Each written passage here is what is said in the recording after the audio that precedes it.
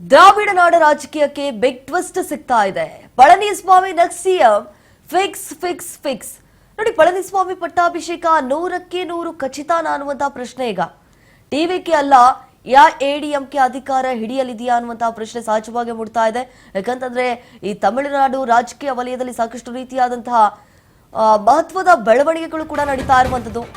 TVK ಅಲ್ಲ ಎಐಎಡಿಎಂಕೆ ಅಧಿಕಾರ ಹಿಡಿಯಲಿದೆಯಾ? ಹಾಗಾದ್ರೆ ಅಧಿಕಾರದ ಚುಕ್ಕಾಣಿ ಹಿಡಿತಾರಾ? ಹಾಗಾದ್ರೆ Palaniswami next CM fix. Palaniswami ಪಟ್ಟಾಭಿಷೇಕ 100ಕ್ಕೆ 100 ಖಚಿತನಾ? ಟಿವಿಕೆ ಅಲ್ಲ ಎಐಎಡಿಎಂಕೆ ಅಧಿಕಾರ ಹಿಡಿಯಲಿದೆಯಾ?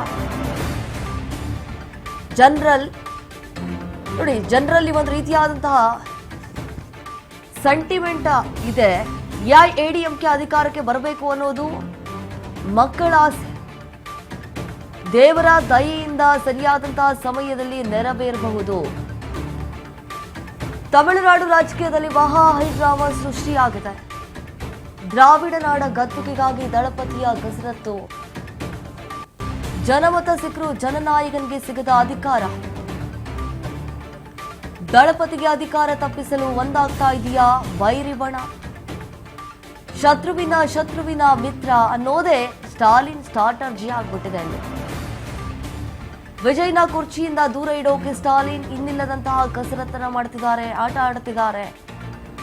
ಚೆನ್ನೈನಲ್ಲಿ ಈಗ ಎಐಎಡಿಎಂಕೆ ಮತ್ತು ಡಿಎಂಕೆ ಒಂದಾಗ್ತಾ ಇರೋ ಗುಸುಗುಸು ಶುರುವಾಗ್ಬಿಟ್ಟಿದೆ. ನೋಡಿ, ಈಗಾಗಲೇ ತಮಿಳುನಾಡು ವಿಧಾನಸಭಾ ಚುನಾವಣೆಯಲ್ಲಿ ಟಿವಿಕೆ ಪಕ್ಷ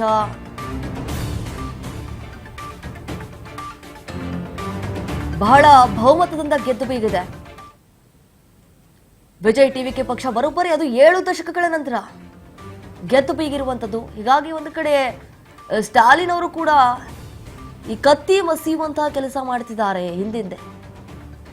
ಒಟ್ನಲ್ಲಿ ಆ ಚಾನ್ಸ್ ಅನ್ನ ತಪ್ಪಿಸಬೇಕು ಅನ್ನುವಂತಹ ನಿಟ್ಟಿನಲ್ಲಿ ಆ ಕುರ್ಚಿಗೆ ಈ ಟವಲ್ ಹಾಸ್ಬಾರ್ದು ಅನ್ನುವಂತಹ ಕಾರಣಕ್ಕಾಗಿ ಇನ್ನಿಲ್ಲದಂತಹ ಕಸರತ್ತನ್ನ ಮಾಡ್ತಿದ್ದಾರೆ. ಸೊ ಮುಂದೆ ಏನಾಗುತ್ತೆ? ನಿಜಕ್ಕೂ ಒಂದು ವೇಳೆ ಏನಾದ್ರೂ ಡಿಎಂಕೆ ಮತ್ತು ಎಐಎಡಿಎಂಕೆ ಇಬ್ರು ಮೈತ್ರಿ ಮಾಡ್ಕೊಂಡು ಬಿಟ್ರೆ ಟಿವಿಕೆ ಪಕ್ಷದ ನಾಯಕರಾಗಿರುವಂತಹ ದಳಪತಿ ವಿಜಯ್ ಅವರ ಮುಂದಿನ ನಡೆ ಏನಾಗಿರುತ್ತೆ? ಯಾಕಂತಂದ್ರೆ ಚೆನ್ನೈನಲ್ಲಿ ಈಗ ಡಿಎಂಕೆ ಮತ್ತು ಎಐಎಡಿಎಂಕೆ ಒಂದಾಗ್ತಾ ಇರುವಂತಹ ಈ ಚರ್ಚೆ ಆಗ್ತಾ ಇರುವಂತದ್ದು, ಅಲ್ಲಿ ಮಾತನಾಡ್ತಾ ಇದ್ದಾರಂತೆ. ಈಗ ಹೇಗಾದ್ರೂ ಮಾಡಿ ಶತಾಯಗತಾಯವಾಗಿ ಕುರ್ಚಿಯನ್ನ ಪಡೆಯಲೇಬೇಕು ಅನ್ನುವಂತಹ ನಿಟ್ಟಿನಲ್ಲಿ ದಳಪತಿ ವಿಜಯ್ ಅವರು ಇನ್ನಿಲ್ಲದಂತಹ ಸರ್ಕಸ್ ಮಾಡ್ತಾ ಇದ್ದಾರೆ. ಹೇಗಾದ್ರೂ ಮಾಡಿ ಆ ಕುರ್ಚಿಯನ್ನ ಗಿಟ್ಟಿಸ್ಕೊಳ್ಬೇಕು ಅನ್ನುವಂತಹ ನಿಟ್ಟಿನಲ್ಲಿ ಎರಡೆರಡು ಬಾರಿ ಗವರ್ನರ್ ಅವರನ್ನ ಭೇಟಿಯಾದಂತಹ ಸಂದರ್ಭದಲ್ಲಿ ಈಗ 6 ಶಾಸಕರ ಕೊರತೆ ಇದೆ. 6 ಶಾಸಕರ ಬೆಂಬಲವನ್ನ ಪಡೆದುಕೊಂಡು ಬನ್ನಿ, ತದನಂತರ ನಾವು ಪರ್ಮಿಷನ್ ಕೊಡ್ತೀವಿ ಅನ್ನುವಂತಹ ಲೆಕ್ಕಾಚಾರ ಅಲ್ಲಿರುವಂತಹ ಗವರ್ನರ್ದು.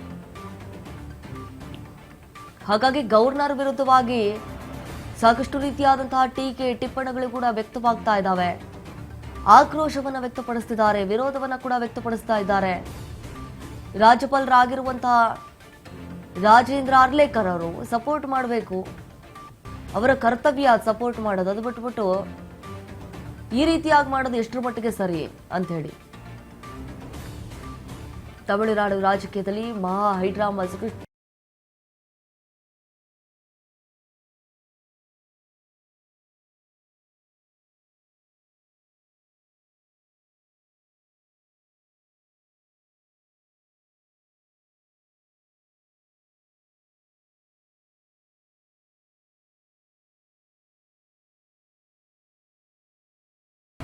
ದ್ರಾವಿಡ ನಾಡ ಗದ್ದುಗೆಗಾಗಿ ದಳಪತಿಯ ಇನ್ನಿಲ್ಲದಂತಹ ಕಸರತ್ತು ನಡೀತಾ ಇದೆ. ಜನಮತ ಸಿಕ್ಕರೂ ಕೂಡ ಜನನಾಯಕನಿಗೆ ಈ ಅಧಿಕಾರದ ಚುಕ್ಕಾಣಿ ಸಿಗ್ತಾ ಇಲ್ಲ ಅಂತ ಹೇಳಿ ಬೇಸರ. ತಮಿಳುನಾಡು ರಾಜಕೀಯದಲ್ಲಿ ಕ್ಷಣಕ್ಕೊಂದು ಬದಲಾವಣೆ. ಸರ್ಕಾರ ರಚನೆಗೆ ವೇಲಾಯುಧಂ ಇನ್ನಿಲ್ಲದಂತಹ ಕಸರತ್ತು ಮಾಡುತ್ತಿದ್ದಾರೆ.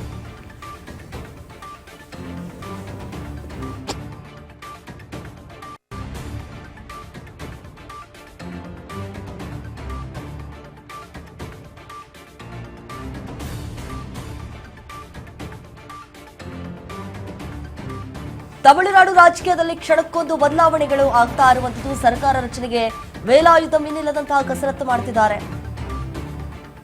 ಹೇಗಾದ್ರೂ ಮಾಡಿ ಸರ್ಕಾರವನ್ನ ತೆಗೆದುಕೊಂಡು ಬರಬೇಕು ಅನ್ನುವಂತಹ ನಿಟ್ಟಿನಲ್ಲಿ ಸಾಕಷ್ಟು ರೀತಿಯಾದಂತಹ ಕಸರತ್ತನ್ನ ಮಾಡಲಾಗ್ತಾ ಇದೆ. ಈಗ ಸರ್ಕಾರ ರಚನೆ ಮಾಡಬೇಕು ಅನ್ನುವಂತಹ ನಿಟ್ಟಿನಲ್ಲಿ ಟಿವಿಕೆ ಶಾಸಕರೊಂದಿಗೆ ಮತ್ತೊಂದು ರೌಂಡ್ ಮೀಟಿಂಗ್ ಆಗುತ್ತೆ. ಆ ಮೀಟಿಂಗ್ ನಲ್ಲಿ ಏನೆಲ್ಲ ಬೆಳವಣಿಗೆಗಳಾಗುತ್ತೆ, ಏನೆಲ್ಲ ಚರ್ಚೆ ಆಗುತ್ತೆ, ಏನೆಲ್ಲ ಹೈಡ್ರಾಮಾ ಕ್ರಿಯೇಟ್ ಆಗುತ್ತೆ, ಸಾಕಷ್ಟು ಕುತೂಹಲ ಮೂಡಿಸ್ತಾ ಇದೆ. ಯಾಕಂತಂದ್ರೆ ಚೆನ್ನೈನಲ್ಲಿ ಈಗ ಎಐಎಡಿಎಂಕೆ ಮತ್ತು ಡಿಎಂಕೆ ಒಂದಾಗ್ತಾರೆ. ಪಳನಿಸ್ವಾಮಿ ಅವರು ಅಧಿಕಾರದ ಚುಕ್ಕಾಣಿ ಹಿಡಿಯುವಂತಹ ಚಾನ್ಸಸ್ ಇದೆ ಅಂತ ಹೇಳಿ ಮಾತನಾಡಿಕೊಳ್ಳುತ್ತಿದ್ದಾರೆ ಜನರು. ಆದರೆ ಟಿವಿಕೆ ಪಕ್ಷದ ನಾಯಕರಾಗಿರುವಂತಹ ವಿಜಯ್ ದಳಪತಿ ಅವರು ಇನ್ನಿಲ್ಲದಂತಹ ಕಸರತ್ತು ಮಾಡುತ್ತಿದ್ದಾರೆ. ಶತಾಯ ಗತಾಯವಾಗಿ ಆ ಕುರ್ಚಿಯನ್ನ ಉಳಿಸ್ಕೊಳ್ಬೇಕು, ಕುರ್ಚಿ ಮೇಲೆ ಕೂತ್ಕೊಳ್ಬೇಕು ಅಂತ ಹೇಳಿ ಸಾಕಷ್ಟು ರೀತಿಯಾದಂತಹ ಪೈಪೋಟಿ ನಡೀತಾ ಇದೆ. ಇದಕ್ಕೆ ಯಾವ ರೀತಿ ಡಿಎಂಕೆ ಏನೆಲ್ಲ ಹಿಂದೆ ಈ ಕತ್ತಿ ಮಸಿಯುವಂತ ಕೆಲಸ ಮಾಡ್ತಿದ್ದಾರೆ ಅಂತಂದ್ರೆ ಯಾರು ಕೂಡ ಸಪೋರ್ಟ್ ಮಾಡಬೇಡಿ ಅಂತ ಹೇಳಿ ಮಿತ್ರ ಪಕ್ಷಗಳಿಗೆ ಹೇಳ್ಬಿಟ್ಟಿದ್ದಾರೆ ಕಡಾಖಂಡಿತವಾಗಿ. ಸಪೋರ್ಟ್ ಮಾಡಿದ್ದೇ ಆದಲ್ಲಿ ನಾವಂತೂ ಸುಮ್ಮನೆ ಇರಲ್ಲ ಅನ್ನುವಂತ ಮಾತನ್ನ. ನಿಜಕ್ಕೂ ಈಗ ದ್ರಾವಿಡ ನಾಡ ರಾಜಕೀಯಕ್ಕೆ ಬಿಗ್ ಟ್ವಿಸ್ಟ್ ಸಿಗ್ತಾ ಇದೆ. ಪಳನಿಸ್ವಾಮಿ ನೆಕ್ಸ್ಟ್ ಸಿಎಂ ಅಂತ ಹೇಳಿ ಮಾತನಾಡ್ಕೊಳ್ತಿದ್ದಾರೆ. ಹಾಗಾದ್ರೆ ಪಳನಿಸ್ವಾಮಿಯವರು ಪಟ್ಟಾಭಿಷೇಕಕ್ಕೆ 100ಕ್ಕೆ 100ರಷ್ಟು ಖಚಿತಾನ ಅನ್ನುವಂತಹ ಪ್ರಶ್ನೆ. ಯಾಕಂತಂದ್ರೆ ಅವ್ರ ಮೇಲೆ ಎಲ್ಲೋ ಒಂದು ಕಡೆ ಜನರ ಸಪೋರ್ಟ್ ಇದೆ, ಕರ್ಟಸಿ ಇದೆ, ಸಿಂಪತಿ ಇದೆ. ಸೊ ಈಗ ತಂಬಿ ದೊರೆ ಅವರು ಕೂಡ ಒಂದು ಮಾಹಿತಿಯನ್ನ ರಿವೀಲ್ ಮಾಡಿದ್ದಾರೆ. ಅವರು ಆಗಬಹುದು ಅನ್ನುವಂಥ ಲೆಕ್ಕಾಚಾರದಲ್ಲಿ ಒಂದು ಏನಾಗುತ್ತೆ ತಮಿಳುನಾಡು ರಾಜಕೀಯ ವಲಯದಲ್ಲಿ. ಈಗ ಟಿವಿಕೆ ಶಾಸಕರೊಂದಿಗೆ ಮತ್ತೊಂದು ರೌಂಡ್ ಮೀಟಿಂಗ್ ಮಾಡಲಿದ್ದಾರೆ. ಟಿವಿಕೆ ಪಕ್ಷದ ಕಚೇರಿಯಲ್ಲಿ ನಡೆಯಲಿರುವಂತಹ ಮಹತ್ವದ ಸಭೆ ಇದು. ಆ ಸಭೆಯಲ್ಲಿ ಏನೆಲ್ಲ ಚರ್ಚೆ ಆಗುತ್ತೆ, ಈಗ 6 ಶಾಸಕರನ್ನ ಹೇಗಾದ್ರೂ ಮಾಡಿ ವಿಶ್ವಾಸಕ್ಕೆ ತೆಗೆದುಕೊಳ್ಬೇಕಾಗುತ್ತೆ. ತದನಂತರ ಅವರು ಬೆಂಬಲವನ್ನ ಕೊಟ್ಟಿದ್ದಾರೆ ಅಂತ ಹೇಳಿ ಒಂದು ಪತ್ರದಲ್ಲಿ ಬರೆಸ್ಕೊಂಡು ತದನಂತರ ಆ ಪತ್ರವನ್ನು ಹೋಗಿ ಗವರ್ನರ್ ಕೈಗಿಡಬೇಕಾಗತ್ತೆ. ಅದಕ್ಕೆ ಗವರ್ನರ್ ಏನು ಹೇಳ್ತಾರೆ, ಒಪ್ಕೊಳ್ತಾರ ಮತ್ತೆ, ಅಥವಾ ಒಂದು ವೇಳೆ ಏನಾದರೂ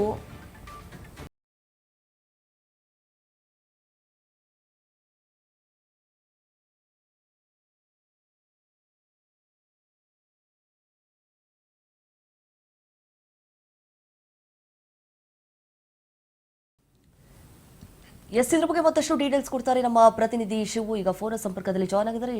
ಎಸ್ ಶಿವು, ಈಗ ನಾವು ಗಮನಿಸಿದಾಗೆ ಈ ತಮಿಳುನಾಡು ರಾಜಕೀಯದಲ್ಲಿ ಮಹತ್ವದ ಬೆಳವಣಿಗೆಗಳಾಗ್ತಿದ್ದಾವೆ. ಒಂದು ಕಡೆ ಈಗ ಪಳನಿಸ್ವಾಮಿ ಅವರು ಸಿಎಂ ಆಗ್ತಾರೆ ಅನ್ನುವಂತಹ ಚರ್ಚೆಗಳು ಕೂಡ ಆಗ್ತಾ ಇದೆ ಅಂತ ಹೇಳಿ. ಸೊ ಹಾಗಾದ್ರೆ ಒಂದು ವೇಳೆ ಅವ್ರಿಗೇನಾದ್ರೂ ಆ ಚಾನ್ಸ್ ಸಿಕ್ಕರೆ ವಿಜಯ್ ಅವರ ಮುಂದಿನ ನಡೆ ಏನಾಗಿರುತ್ತೆ ಅಂತ ಹೇಳಿ? ಖಂಡಿತ ಈಗ ದಿನಕ್ಕೊಂದು ಟ್ವಿಸ್ಟ್ ಪಡ್ಕೊಳ್ತಾರಂತದ್ದು. ಇವತ್ತಿನ ಬೆಳಿಗ್ಗೆವರೆಗೂ ಕೂಡ ಇದ್ದಂತದ್ದು ಏನಂದ್ರೆ ಯಾವುದೇ ಕಾರಣಕ್ಕೂ ಎಐಡಿಎಂಕೆ ಡಿಎಂಕೆ ಮೈತ್ರಿ ಆಗೋದಿಲ್ಲ ಅಂತ ಹೇಳಿ. ಅದು ಈಗ ದಿಢೀರ್ ಅಂತ ಹೇಳಿ ಸಂಸದ ತಂಬಿದೊರೆ ಹೇಳಿರುವಂತ ಒಂದು ಹೇಳಿಕೆ, ಸ್ಫೋಟಕವಾದಂತ ಹೇಳಿಕೆಗೆ ಈಗ ಸಂಚಲನ ಮೂಡಿಸಿದೆ ತಮಿಳುನಾಡಿನ ರಾಜಕೀಯ ವಲಯದಲ್ಲಿ.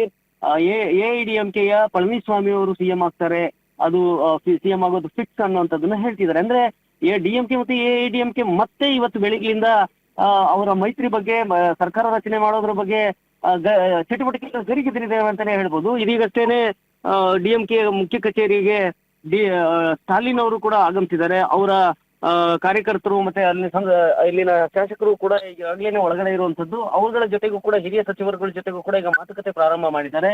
ಈಗಷ್ಟೇ ಸಭೆ ಕೂಡ ಈಗ ಡಿಎಂಕೆ ಆಫೀಸಲ್ಲೂ ಸಭೆ ಕೂಡ ಸ್ಟಾಲಿನ್ ನೇತೃತ್ವದಲ್ಲಿ ಆಗ್ತಾ ಇರುವಂತದ್ದು ದೀಪ. ಸೊ ಇದನ್ನೆಲ್ಲ ಬೆಳವಣಿಗೆಗಳನ್ನ ಗಮನಿಸ್ತಾ ಹೋದ್ರೆ ಅಂದ್ರೆ ಯಾವುದೇ ಕಾರಣಕ್ಕೂ ಟಿವಿಕೆಯನ್ನ ಅಧಿಕಾರಕ್ಕೆ ತರಬಾರದು ಅನ್ನುವಂತಹ ಒಂದು ನಿರ್ಧಾರಕ್ಕೆ ರಾಜಕೀಯ ಶತ್ರುಗಳು ಅಂತಾನೆ, ಪಾರಂಪರಿಕ ಶತ್ರುಗಳು ಅಂತಾನೆ ಬಿಂಬಿಸಲಾಗಿರುವಂತ ಡಿಎಂಕೆ ಮತ್ತು ಎಐಡಿಎಂಕೆ ಬಂದಿದೆಯಾ? ಸೊ ರಾಜಕೀಯದಲ್ಲಿ ಯಾರು ಶತ್ರುಗಳು ಮಿತ್ರರು ಯಾರು ಇರೋದಿಲ್ಲ ಅನ್ನುವಂಥದ್ದಕ್ಕೆ ಇದು ಸಾಕ್ಷ್ಯ ಆಗ್ತಾ ಇದೆಯಾ ಅನ್ನುವಂಥದ್ದು ಇವತ್ತು ಮತ್ತೆ ಬಿರುಸಿನ ರಾಜಕೀಯ ಸಂಚಲನವನ್ನ ಮೂಡಿಸಿರುವಂತದ್ದು. ಹಾಗಾಗಿ ಈಗ ಎಡಪ್ಪಾಡಿ ಪಳನಿಸ್ವಾಮಿ ಸಿಎಂ ಆಗೋದು ಖಚಿತನಾ ಅನ್ನುವಂತಹ ಒಂದು ಚರ್ಚೆ ಮತ್ತೆ ಶುರುವಾಗಿದೆ. ಆ ಒಂದು ವಿಚಾರ ಕೂಡ ಈಗ ತಮಿಳುನಾಡಿನ ರಾಜಕೀಯ ವಲಯದಲ್ಲಿ ಮುನ್ನೆಲೆಗೆ ಬಂದಿರುವಂತದ್ದು. ಸೊ ನೆಕ್ಸ್ಟ್ ಸಿಎಂ ಖಂಡಿತ ಇವರೇ ಎಡಪ್ಪಾಡಿ ಪಳನಿಸ್ವಾಮಿನೇ ಆಗ್ತಾರಾ? ಈಗಾಗ್ಲೇ ಒಪ್ಪಂದ ಆಗಿದೆಯಾ? ಸೊ ನಿನ್ನೆ ರಾತ್ರಿ ಆಗಿರುವಂತ ಒಂದು ರಾಜಕೀಯ ಮೈತ್ರಿಯ ಚಟುವಟಿಕೆಗಳೇನು, ಮಾತುಕತೆಗಳೇನು, ಈ ಎಲ್ಲದರ ಬೆನ್ನಲ್ಲೇನೆ ಈಗ ತಂಬಿದ್ದೊರೆಗೆ ಎಸ್ ಶಿವು, ನೀವು ಹಾಗೆ ಹೋಲ್ಡ್ ಅಲ್ಲಿರಿ, ಒಂದು ಬ್ರೇಕಿಂಗ್ ಅಪ್ಡೇಟ್ಸ್ ಬರ್ತಾ ಇದೆ. ಸರ್ಕಾರ ರಚನೆಗೆ ದಳಪತಿ ವಿಜಯ್ ತೀವ್ರವಾದಂತಹ ಸರ್ಕಸ್ ಮಾಡ್ತಾ ಇದ್ದಾರೆ. ಬಿಸಿಕೆ ಎಡಪಕ್ಷಗಳತ್ತ ಎದುರು ನೋಡ್ತಾ ಇದ್ದಾರೆ. ವಿಜಯ್ ಎಲ್ಲೋ ಒಂದ್ ಕಡೆ ಸಪೋರ್ಟ್ ಸಿಗ್ಬೇಕಾ ಅನ್ನುವಂತಹ ಆಶಾಭಾವ ಮೂಡಿದೆ. ಡಿವಿಕೆಗೆ ಬೆಂಬಲ ವಿಚಾರ, ಸಿಪಿಐ ಮಹತ್ವದ ಸಭೆ, ಸಿಪಿಐ ಕೇಂದ್ರ ಕಚೇರಿಯಲ್ಲಿ ಹೈ ವೋಲ್ಟೇಜ್ ಮೀಟಿಂಗ್. ಸಿಪಿಐ ನಾಯಕರ ಚರ್ಚೆ, ನಾಳೆ ನಿರ್ಧಾರ ಪ್ರಕಟ ಆಗುವಂತಹ ಸಾಧ್ಯತೆ ದುಪ್ಪಟ್ಟಾಗಿದೆ.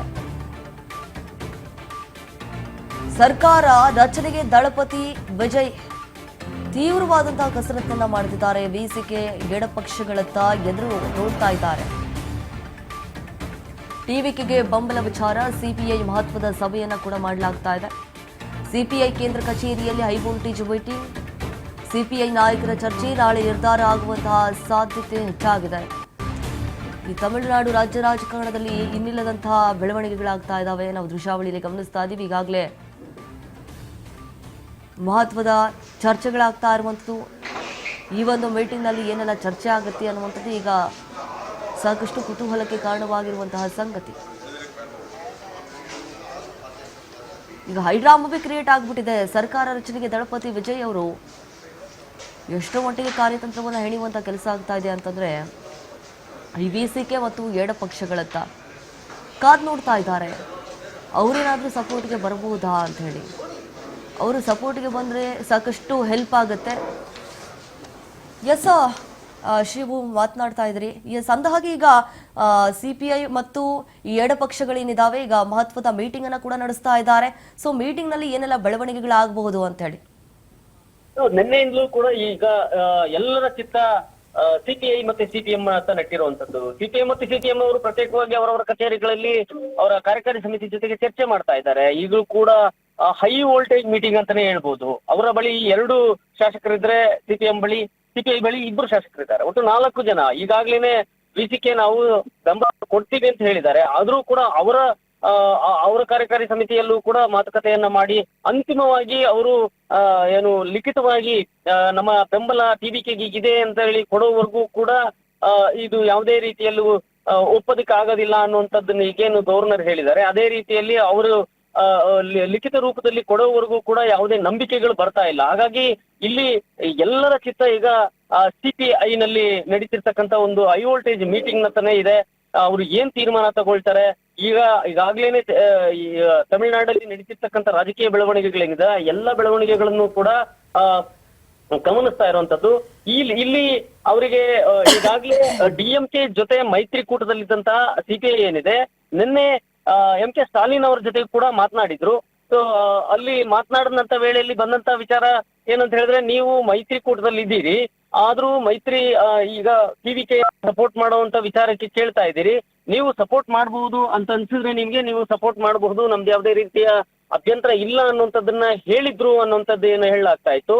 ಹಾಗಾಗಿ ಆಗ್ಲೇನೆ ಹೊರಗಡೆ ಬಂದ ಕೂಡ್ಲೇನೆ ನಾವು ಟಿವಿಕೆಗೆ ಬೆಂಬಲವನ್ನು ಕೊಡ್ತೀವಿ ಅಂತ ತಕ್ಷಣಕ್ಕೆ ಘೋಷಣೆ ಮಾಡಿಲ್ಲ. ನಾವು ನಾಳೆ ಕಾರ್ಯಕಾರಿಣಿ ಸಭೆಯಲ್ಲಿ ಚರ್ಚೆ ಮಾಡಿ ತಿಳಿಸ್ತೇವೆ ಅನ್ನೋಂತ ಹೇಳಿದ್ರು. ಇವಾಗ 12 ಗಂಟೆಯಿಂದ ಮೀಟಿಂಗ್ ಶುರು ಆಗಿದೆ. ಈ ಮೀಟಿಂಗ್ ನಲ್ಲಿ ಏನ್ ಔಟ್ಕಮ್ ಬರುತ್ತೆ, ಅವ್ರು ಏನ್ ನಿರ್ಧಾರ ತಗೊಳ್ತಾರೆ ಅನ್ನುವಂಥದ್ದು ಒಂದು ಕಡೆ ಕುತೂಹಲ. ಅದ್ರ ಜೊತೆಗೆ ಡಿಎಂಕೆ ಕೂಡ ಇನ್ನೊಂದು ಅಲಯನ್ಸ್ ಗೆ ಹೋಗ್ತಾ ಇದೆ ಅನ್ನುವಂತ ಒಂದು ವಿಚಾರನೂ ಕೂಡ ಬರ್ತಾ ಇದೆ. ಡಿಎಂಕೆ ಎಐಡಿಎಂಕೆ ಏನಾದ್ರು ಅಲಯನ್ಸ್ ಆದ್ರೆ ಆ ಅಲಯನ್ಸ್ ಗೆ ಸಿಪಿಎಂ ಅವರು ಸಿಪಿಐ ಅವರು ಒಪ್ಕೊಳ್ತಾರಾ, ಬಿಸಿಕೆ ಒಪ್ಕೊಳ್ತಾರಾ, ಇದು ಬಹಳ ದೊಡ್ಡ ಪ್ರಶ್ನೆಯಾಗಿ ಉಳಿಯುತ್ತೆ. ಆಗೊಂದು ವೇಳೆ ಈ 6 ಜನ ಒಪ್ಕೊಳ್ಳಿಲ್ಲ ಅಂತ ಹೇಳಿದ್ರೆ, ಸೈದ್ಧಾಂತಿಕ ಭಿನ್ನಾಭಿಪ್ರಾಯ ಇರೋದ್ರಿಂದಾಗಿ ನಾವು ಒಪ್ಕೊಳ್ಳಲ್ಲ ಅಂತ ಏನಾದ್ರು ಹೇಳಿದ್ರೆ ಮತ್ತೊಂದು ರೀತಿಯ ಬೆಳವಣಿಗೆ ಆಗುತ್ತೆ.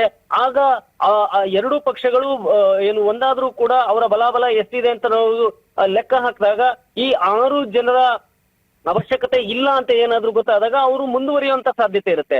ಸೊ ಇಲ್ಲಿ ಬಿಸಿಕೆ ಮತ್ತೆ ಸಿಪಿಎಂ ಸಿಪಿಐ ಅವರು ಏನೆಲ್ಲ ಸ್ಟ್ಯಾಂಡ್ ತಗೊಳ್ತಾರೆ ಅನ್ನುವಂಥದ್ದು ಎಲ್ಲರ ಗಮನ ಆಗಿದೆ. ಹಾಗಾಗಿ ಇನ್ನೊಂದು ಕೆಲವೇ ಒಂದು ಹೊತ್ತಿನಲ್ಲಿ ಸಿಪಿಎಂ ಅವರು ಕೂಡ ಏನ್ ಸ್ಟ್ಯಾಂಡ್ ತಗೊಳ್ತಾರೆ ಅಂತ ಹೇಳ್ತಾರೆ. ಅಂದ್ರೆ ಸಂಜೆ ವೇಳೆಗೆ ಸಿಪಿಐ ಅವರು ಕೂಡ ಏನ್ ನಿರ್ಧಾರ ತಗೊಳ್ತಾರೆ ಅನ್ನುವಂಥದ್ದು ಗೊತ್ತಾಗ್ಲಿದೆ ದೀಪಾ. ಎಸ್ ಶಿವು, ಥ್ಯಾಂಕ್ ತಮ್ಮ ಮಾಹಿತಿಗಾಗಿ.